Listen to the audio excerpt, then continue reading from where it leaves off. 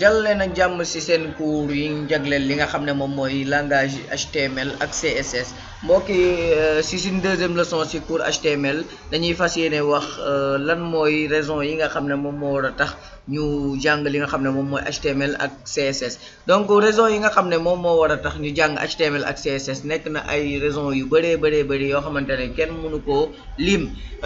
dañ ciy wax yenn rek moom mooy. bi si njëkk moom mooy HTML nekk na langage boo xamante ne mënoo créer site web wala mënoo xam développement web programme application web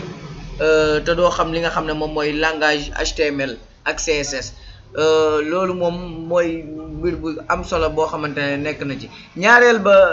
tamit moom mooy HTML nekk na langage boo xamante ne amul benn concurrent. par exemple benn langage mënoo dugg di gisaat langage pour créer site web wala yu demee noonu pour coder teg site web wala yu demee noonu amul ci concurrent. HTML ak CSS li seen rôle bi nga xam ne moom lañ am ci domaine defar site web beneen langage amu ko, amul concurrent. boo duggee Google Chrome wala Mozilla Firefox wala beneen navigateur boo yor da ngay gis ne page HTML la ñuy supporter ak CSS ci seen page yi. bi nga xam ne moom lañ ci mujjee wax te nekk bi ci ëpp solo tamit moom mooy HTML nekk na langage bu am solo boo xamante ne dafa yomb,